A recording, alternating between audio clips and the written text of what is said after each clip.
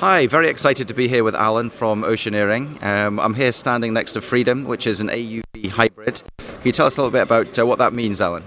Yeah, sure. It's an autonomous or hybrid autonomous underwater vehicle. So it's disconnected from the tether, like AUV has its own missions programmed into it to conduct autonomously. But it's also like an ROV. It can stop, hover, and orbit around objects subsea and interact with them ultimately. And Freedom's story, I mean, Freedom has been about now. We've seen it at a couple of shows at OTC already. You've been on our front cover last year. Tell us a little bit about the journey and where you are now and what the next steps are. Back at OTC and offshore Europe, you saw a pristine vehicle, one that had just been built and the hardware was just ready for testing. So we had tested it at that point on the bench, but that wasn't enough. We had to take it to offshore sites and to nearshore testing facility and stress test it and work out all of the edge cases and bugs. So what we've done since then is we've got 611 days of testing time. We've covered 2,500 kilometres of pipeline working through to make sure that this vehicle is ready for customers. Excellent. And I believe the operators that you've already trialled it with are partially invested, as well as obviously giving their time to help you to make this happen. Who are those operators? And you could talk a little bit about the next stages. We've been really lucky to work with a group of expert customers.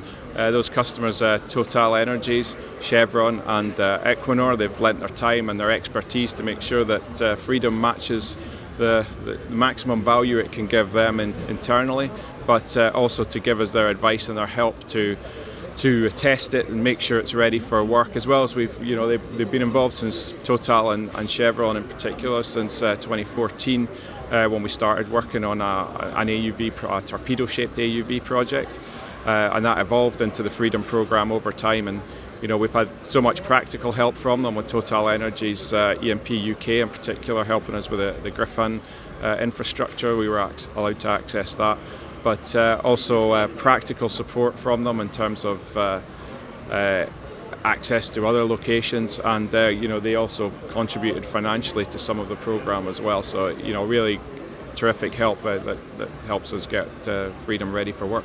And to those of us who are maybe not so technical, what are the major benefits of an AUV hybrid as far as the customer is concerned?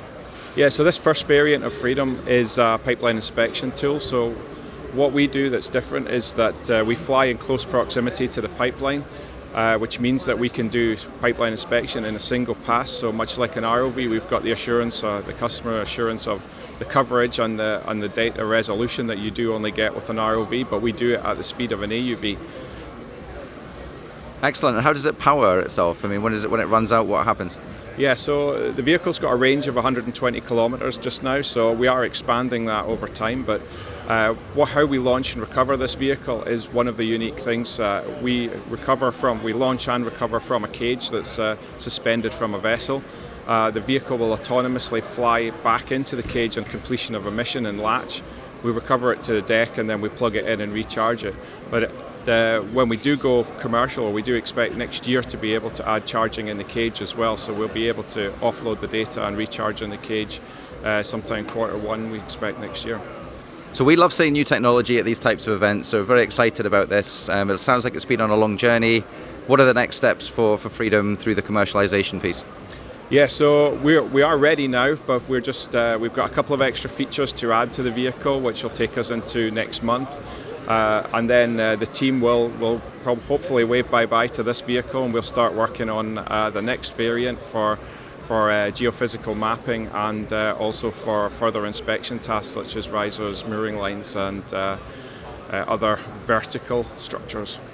Excellent. Well, thank you very much for talking to us, and we wish you very well for the rest of the conference. Thanks very much. You too.